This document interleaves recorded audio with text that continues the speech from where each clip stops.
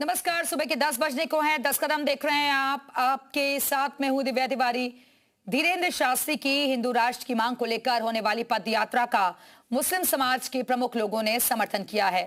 दिल्ली में धीरेन्द्र शास्त्री ने पद यात्रा को लेकर मुस्लिम समाज के प्रमुख लोगों के साथ बैठक की और इस बैठक में फैज खान, नाजिया इलाही और सालिया खान सहित मुस्लिम समाज के कई प्रतिनिधि मौजूद रहे। फैज खान ने कहा कि देश का मुसलमान बाबा बागेश्वर जी के साथ है। इस्लाम का शाब्दिक अर्थ शांति होता है। अगर बाबा जी शांति के लिए काम कर रहे हैं तो हम सब बाबा जी के साथ हैं। फैज खान ने कहा कि भारत एक हिंदू राष्ट्र है, लेकिन यहाँ किसी को भी अपने धर्म का पालन करने से कभी नहीं रोका गया। बाबा बागेश्वर की यात्रा 7 नवंबर को कात्यायनी माता मंदिर से शुरू होकर 16 नवंबर तक दिल्ली, हरियाणा और उत्तर प्रदेश से होते हुए वृंदावन पहुंचेगी। इस यात्रा का उद्देश्य भारत को हिंदू राष्ट्र बनाना, देश में सामाजिक समरसता लाना, हिंदुओं की एकता स्थापित करना और संस्कृति और संस्कृत का प्रचार करना है। मुस्लिम समाज इस देश का बाबा बागेश्वर जी के साथ है। इस देश में 17 से 20 करोड़ मुसलमान हैं और बाबा बागेश्वर जी से जब मैं पहली बार मिला तो उन्होंने स्पष्ट कहा था कि आप और पूरा मुस्लिम समाज इस यात्रा में रहे। ये मेरी इच्छा भी है, अनुमति भी है और आज्ञा भी है। इस्लाम का शाब्दिक अर्थ शांति होता है। अगर शांति, अमन, मोहब्बत, भाईचारे के लिए बाबा जी ये काम कर रहे हैं, एकता के लिए काम कर रहे हैं, भारत को विश्व गुरु बनाने का काम कर रहे हैं, तो हम सब बाबा जी के साथ हैं। बागेश्वर जी का सबसे पहला एक स्टेटमेंट मैंने सुना था कि कायदे में रहोगे तो फायदे में रहोगे, और इस देश का प्रत्येक मुसलमान अगर वाकई में इंप्रूव होना चाहता है, डेवलप होना चाहता है, इनहैंस होना चाहता है, ब्राइट और शाइन होना चाहता है, तो कायदे में रह करके इस देश की उन्नति के साथ फायदे में रहे। इसलिए मुसलमान बेटियां बिल्कुल अपनी सुरक्षा अपने घर के अंदर से करवाने के लिए हम लोग बिल्कुल बाबा जी के साथ हैं। हिंदू राष्ट्र मिशन है और मुस्लिमों का समर्थन भी मिल रहा है बाबा बागेश्वर को। दरअसल वृंदावन तक ये पद यात्रा निकाली जानी है और ऐसे में जो मुस्लिम समाज है वो भी बाबा बागेश्वर के साथ आता हुआ नजर आ रहा है। और आइए इसी मुद्दे पर चर्चा करने के लिए इस वक्त खास मेहमान भी हमारे साथ जुड़ गए हैं। उनका तारुफ आपसे करवा देते हैं। महामंडलेश्वर आशुतोष जी महाराज, हिंदू धर्म गुरु, हमारे साथ जुड़े हुए हैं। मौलाना शहाबुद्दीन बरेलवी अध्यक्ष हैं ऑल इंडिया मुस्लिम जमात के। बहुत बहुत स्वागत है आप दोनों का। लेकिन चर्चा की शुरुआत सबसे पहले बरेलवी साहब मैं आपके साथ ही करना चाहूंगी, क्योंकि ये पदयात्रा जो निकाली जा रही है ये हिंदू राष्ट्र के लिए जरूर है, लेकिन इसका जो शाब्दिक अर्थ है इस्लाम का, वो मुस्लिम जो भाई है वो खुद बता रहे हैं कि शांति है। और शांति के लिए अगर किसी का साथ जाइए तो फिर चाहे हिंदू हो, चाहे मुस्लिम हो, सिख हो, ईसाई हो, हर कोई साथ आ रहा है। देखिए, अमन और शांति के लिए, सद्भाव के लिए, भाईचारे के लिए, कौमी यकजहती के लिए, देश की एकता और अखंडता के लिए, देश की रक्षा और सुरक्षा के लिए तो समर्थन हम कर सकते हैं। हिंदू राष्ट्र के नाम पर हम समर्थन नहीं कर सकते। ये देश कभी भी हिंदू राष्ट्र नहीं रहा।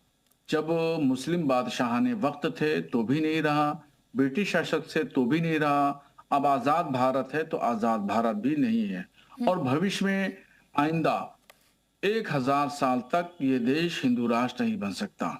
हिंदू राष्ट्र के नाम पर मुसलमान समर्थन नहीं कर सकते हैं और ये इनकी एक अलग है। और बाबा धीरेन्द्र शास्त्री जी का एक एजेंडा है और ये एजेंडा जो है वो आज के वक्त में तुरुप के पत्ते की तरह जो है वो चाल चला जा रहा है। तो इसको जो है वो मुसलमान हिंदू राष्ट्र के नाम पर समर्थन नहीं कर सकता। और जिन मुसलमानों की बात कर रहे हैं जिन्होंने समर्थन किया है तो उन्होंने अमन और शांति के नाम पर समर्थन किया है, उन्होंने हिंदू राष्ट्र के नाम पर समर्थन नहीं किया है। कोई भी मुसलमान हो, अदना हो, आला हो, पढ़ा लिखा हो, गैर पढ़ा लिखा हो, आलिम हो, फाजिल हो, रिक्शा चलाने वाला हो या ठीक है आशुतोष जी महाराज वो कह रहे हैं कि भाई अगर देश की शांति के लिए, एकता के लिए अगर किसी को साथ चाहिए तो वो हम देने के लिए तैयार है, लेकिन हिंदू राष्ट्र के लिए नहीं। ये बाबा बागेश्वर का एक एजेंडा है।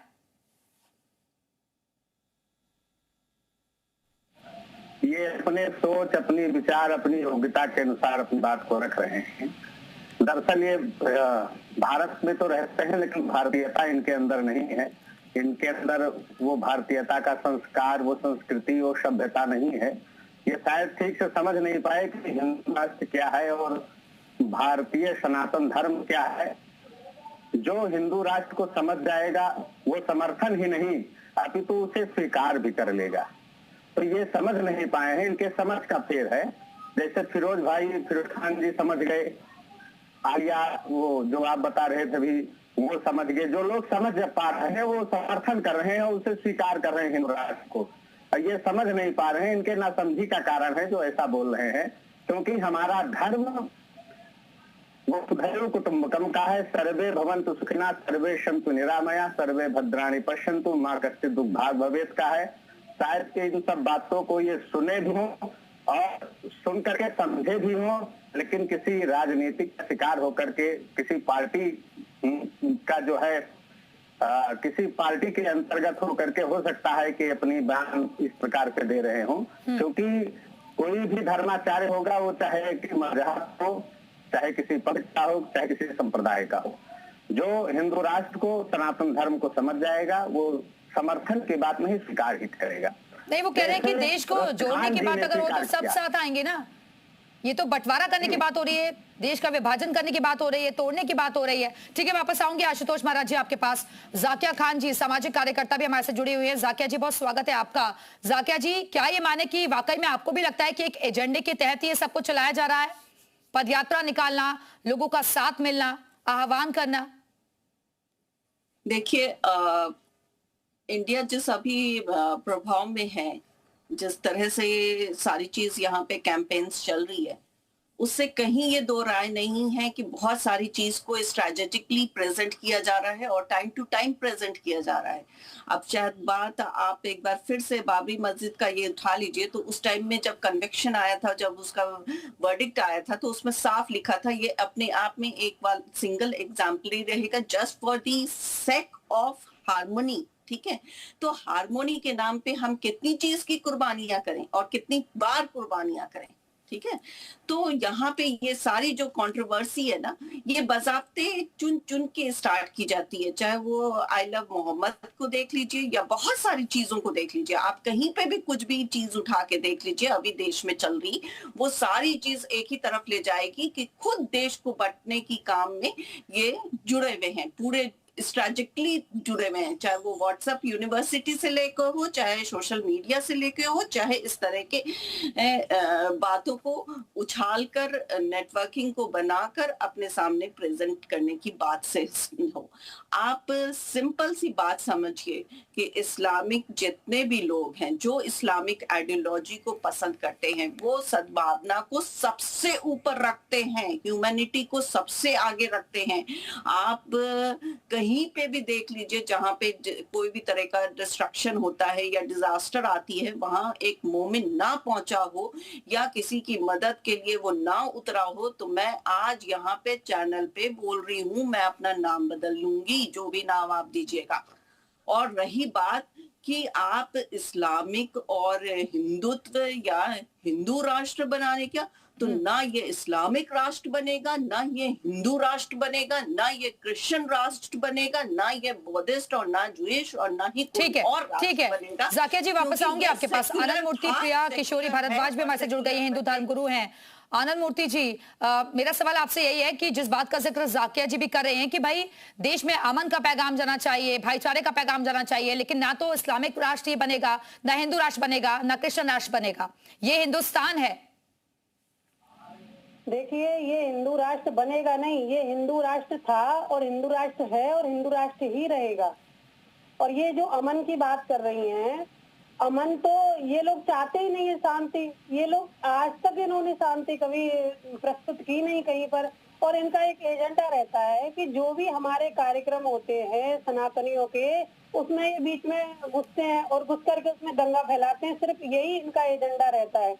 ये चाहते नहीं है कि ये मतलब हिंदू राष्ट्र क्यों नहीं बनेगा, ये हिंदुस्तान है। जाकिया जी, जाकिया जी वो कह रहे हैं कि एजेंडा तो आप लोग चलाते हैं, माहौल आप लोग बिगाड़ते हैं। इसीलिए मैंने रेस किया, क्योंकि ये ऐसी तोहमत लगा रहे हैं जिसके बहुत सारे हमारे पास एग्जाम्पल्स हैं। अगर आप अलाउ कीजिए तो हम काफी सारे वीडियो सेशन आपके न्यूज चैनल्स के ही दिखा देते हैं, जहां पे पत्थर फेंकने के लिए कैसे कौन लोग चढ़े हुए थे, कैसे भगवा रूप में कैसे पत्थरबाजी पुलिस वालों के पास हुई, कैसे पुलिस वालों को पिटाई की गई, कैसे खुद बहुत सारी एग्जाम्पल है और बहुत सारी चीजें को एग्जाम्पल है। आप ये सारी चीजों को एग्जाम्पल देख सकते हैं कि किस तरह से ये सारी बातें हैं। और जहाँ पर बात की जाती है तो एक किसी अगर खुदा न खास्ता कुछ ऐसे लोग आ भी गए तो आप एक चीज समझिए कि सारी चीजों को अलग करने में एक इंसान जो मॉरल स्ट्रॉन्ग होगा इस्लामिक में, वो कभी भी इस तरह की बात नहीं करेगा। हाँ, जो इमोरल है, जो फंडेड है, जो अपना कोई भी रिलीजन को नहीं मानता। ठीक है शहाबुद्दीन साहब, फिर ऐसे लोगों का इलाज क्या है? ये जो मानसिकता ऐसी रखते हैं लोग जिनके दिमाग में ऐसा भरा हुआ है, तो उन लोगों का इलाज क्या है फिर? देखिए, अभी दोनों जो हिंदू धर्मगुरु थे उन्होंने जो बातें कही उनमें बहुत बड़ा फर्क है। एक साहब कह रहे हैं कि हिंदू राष्ट्र बनाया जाएगा भारत को, और एक साहब कह रहे हैं कि हिंदू राष्ट्र पहले से है। तो दोनों पहले सहमत हो लें। और खुद आरएसएस प्रमुख मोहन भागवत जी ने अपने एक भाषण में कहा था कि ये हिंदू राष्ट्र है और हिंदू रीति रिवाज से चल रहा है। तो जब ये आपस में विरोधाभास है, अलग अलग भाषाएं, अलग अलग जुबान, अलग अलग बोल, तो पहले तो ये आपस में इत्तेफाक कर लें, पहले महासम्मेलन हिंदू राष्ट्र का बुला लें और आपस में सहमत हो जाए, उसके बाद में नारा लगाएं, उसके बाद में यात्राएं कराएं। इन यात्राओं से फिरका परस्ती बढ़ती है, सांप्रदायिक माहौल में तनाव फैलता है। इन यात्राओं से कोई फायदा नहीं होता। मैं अभी जो मोहतरमा वो धर्मगुरु जी बोल रही थी, मैं उनको बताना चाहता हूं कि मैं वो अलीगढ़ की पुलिस को मुबारकबाद देना चाहता हूं, वहां की पुलिस इंतजामिया को शाबाशी देना चाहता हूं कि उन्होंने एक बहुत बड़े दंगे से अलीगढ़ को बचा लिया। जब 5 मंदिरों पर आइलम मोहम्मद लिखा गया, मुसलमानों के खिलाफ FIR लिखी गई और गिरफ्तारियां हुई 5 हिंदुओं की। ठीक है आशुतोष जी महाराज, जवाब दे दीजिए, क्योंकि जिस खुलासे का जिक्र कर रही है उस पर भी अखिलेश यादव भी सवाल उठा रहे हैं और लोग भी सवाल उठा रहे हैं कि ऐसी पद यात्राओं से तो सांप्रदायिक तनाव जो है और ज्यादा बढ़ता है। ये सांप्रदायिक तनाव क्यों बढ़ेगा भैया? मैं कह रहा हूँ कि ये अमन और शांति की बात करते हैं, एकता और अखंडता की बात करते हैं, सुरक्षा की बात करते हैं। तो मैं इनसे पूछना चाहता हूँ कि ये जात पूछ करके कहाँ पढ़ा करके मारने वाले कौन थे? क्या इनके सूबे के नहीं थे? ये जो आज के डेट में जितने भी आतंकवादी हैं किस सूबे के हैं? ये अमन चैन शांति की बात कहाँ करते हैं? ये गलत बोल रहे हैं। ये चीन में चले जाएं, चीन में क्या ये खुलेआम नमाज पढ़ सकते हैं, ये मस्जिद पर हारन बजा सकते हैं? ऐसा नहीं हो सकता है। क्यों नहीं हो सकता? ऐसा तो हिंदू राष्ट्र में ही हो सकता है। क्यों? क्योंकि हम भाईचारे की बात करते हैं, हम एकता की बात करते हैं, हम अखंडता की बात करते हैं, सबकी सुरक्षा की बात करते हैं। माननीय प्रधानमंत्री जी, माननीय मुख्यमंत्री जी, अथवा जो इस समय भारत के उच्चतम कुर्सी पर बैठे हुए हैं, जिनका जो है सर्वमान्य आदेश हिंदू राष्ट्र की बात क्यों? हिंदू राष्ट्र की बात क्यों भाई? इस देश में तो मुसलमान भी रहता है, क्रिश्चियन भी रहता है, सिख भी रहता है, हर धर्म के लोग रहते हैं। हाँ, तो मैं कहता हूँ हर धर्म के लोग रहते हैं, तो हर धर्म को हम सुरक्षा दे रहे हैं ना। हमारी जो परिकल्पना है, हमारा जो नारा है, हमारा जो सोच है, हमारी जो विचारधारा है, उसमें तो सब लोग पल रहे हैं ना। ये केवल भारत देश ही है जिसमें सभी धर्म के लोग रहते हैं, स्वतंत्रता से रहते हैं, सुरक्षा से रहते हैं, किसी को कोई आपत्ति नहीं है। अगर इस धर्म में, इस जात में किसी को कोई आपत्ति नहीं है तो फिर जबरन थोपने की कोशिश क्यों जा रही है? यही तो सवाल वो उठा रहे हैं जाकिया जी। किसी के ऊपर जबरन नहीं थोपा जा रहा है। इनको पूछे, इन्होंने खुद बोला हिंदू नहीं थे, रहीम जी हिंदू नहीं थे, रसखान जी हिंदू नहीं थे। हिंदू कौन नहीं था? वो लोग सनातन धर्म को स्वीकार किए। रसखान कौन था? रहीम कौन थे? ये अपने पूर्वजों को ही नहीं समझ पा रहे हैं तो अपने धर्म को क्या समझेंगे? ठीक है साकिया जी, जवाब दे दीजिए।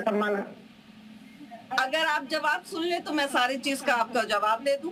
रहीम जी बिल्कुल हिंदू नहीं थे और बहुत सारे लोग हैं, इवन साईं बाबा हिंदू नहीं थे और काफी अच्छी तरह से उन्होंने देखभाल की और उनकी अच्छाइयों को देख के उनको पूजा करने लगे। उन्होंने नहीं कहा कि मुझे पूजा की जाए, उनको में आस्था आपने अपनी डाली और उनको भगवान मानने, हम लोग आज भी उनको साईं बाबा या अब्दुल्ला जी के नाम से ही जानते हैं और कभी हम नहीं कहते कि वो हिंदू हैं या मुस्लिम हैं। वो एक अच्छे इंसान थे, उन्होंने वो इस्लामिक का परचम, वो चीज इम्पोर्टेंस रखी जो कि इस्लाम का बेस है, ह्यूमैनिटी। आप जिस बात कर रहे हैं कि हिंदू राष्ट्र था, कहाँ पे लिखा है, कहाँ पे साबित हुआ, ये सबसे पहले तो आप बता दीजिए कि आजादी के टाइम में जो खून इतने सारे बहे उसमें कितना % हिंदू का था, कितना % मुसलमान का था, कितना % क्रिश्चियन का था, कितना % ईसाइयों का था। आप वो अलग करके हमें दिखा दीजिए, फिर हम समझ जाएंगे कि ये हिंदू का था। लोग नहीं थे जिन्होंने गोली चलाई? कौन से भैया? मैं पूछना चाहता हूँ कि कलमा पढ़ो, नहीं पढ़ पाओगे तो गोली मार दूंगा। अब बताइए नाजिया जी। जिस बात को कह रहे हैं ना, मुझे लग रहा है कि आप सऊदी से सीधे उठ के चले आए हैं। सऊदी से? सऊदी की बात? आप, मुझे लग रहा है कि आप कहीं और से एजेंडा लेके आए हैं और यहाँ पे बात कर रहे हैं। ये बात हो रही है हिंदुस्तान की। हिंदुस्तान में बम ब्लास्ट जो हैदराबाद में हुआ, क्या मुसलमान ने कराया था? मुद्दे पे रहते हैं ना, मुद्दे पे रहते हैं ना। बरेलवी साहब भी कुछ कहना चाह रहे हैं, मुझे लग रहा है मुस्कुरा रहे हैं वो। पॉइंट आउट कर सकते हैं कि मुसलमान आतंकवादी ही होता है। आपके सामने मैं बैठी हूँ, क्या मैं आतंकवादी बैठी हूँ? ठीक। अभी तक जितने आतंकवादी पाए गए, क्या वो मुसलमान नहीं थे? मैंने वही तो आपसे सवाल किया। हैदराबाद ब्लास्ट, वही तो मैं भी कर रहा हूँ। जितने भी बम ब्लास्ट हो रहे हैं, जितने भी, अरे तो बम ब्लास्ट का ही बात कर रही हूँ ना। हैदराबाद में जो बम ब्लास्ट हुआ था, क्या मुसलमान थे? ठीक है बरेलवी साहब, जो चीज सामने उसको भी एक्सेप्ट नहीं करना है। अमन चाह, अब महाराज जी जो कह रहे हैं, महाराज जी महसूस नहीं कर रहे हैं कि मैं भारत में बैठा हूं। महाराज जी को ऐसा लग रहा है कि महाराज जी खुद पाकिस्तान में बैठ करके बात कर रहे हैं। तो महाराज जी जरा सा दिलो दिमाग को और जहन और दिल को जरा संभाल करके बात करिए। आपको ये याद होना चाहिए कि हैदराबाद में बम ब्लास्ट किसने किया, मालेगांव में बम ब्लास्ट किसने किया, और आतंकवाद की बात कर रहे हैं तो आतंकवाद का, भारत का मुसलमान आतंकवाद की निंदा करता रहा है, हमेशा मजम्मत करता रहा है। और ये भी बताइए कि नक्सलाइट जो है वो आप अपने प्रदेश निंदा करते हैं, उनको मैं सुधार क्यों नहीं लाते? आनंद मूर्ति जी भी कुछ कहना चाह रही है। आनंद मूर्ति जी, ये जो चैन अमन की बात कर रहे हैं, भारत का मुसलमान चैन अमन चाहता है। भारत का मुसलमान ही दंगे को सबसे पहले जन्मदाता ही यही है।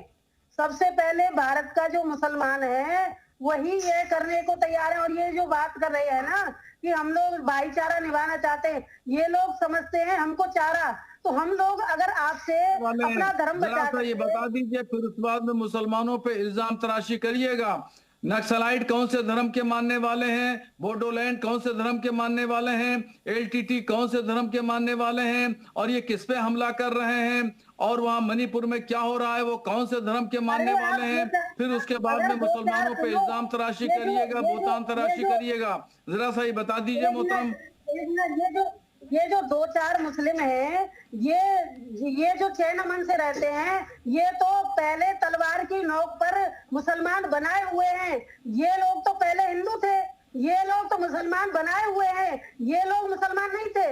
ये तो अब ये जो दंगा फैलाते हैं, ये कहाँ से आए? आपका कोई इतिहास है कि आपके किसी अल्लाह ने या किसी ने यहाँ पर भारत की भूमि पर जन्म लिया हो, या यहाँ पर पैदा होकर के आए हो, या प्रकट हुए हो? कोई इतिहास है? हम यहीं के पैदा हुए हैं, हमारे बाप दादा यहीं के, हम यहीं पैदा हुए। हमारे बाप दादाओं की कब्रें भारत में पैदा हुए, कब्रें यहीं पे, हमारी जमीन और जायदाद यहीं के, भारत की सरजमीन हमारी, ये हमारे पुरखों की सरजमीन है। ये जमीन हमारे राजा गरीब नवाज की है। ये जमीन देश की है। देश की रक्षा की जब बात आती है तो सभी को एकजुट होना चाहिए। अगर आप लोग इस तरीके का मैसेज आपस में ही लड़कर देंगे तो क्या जाएगा जनता के बीच?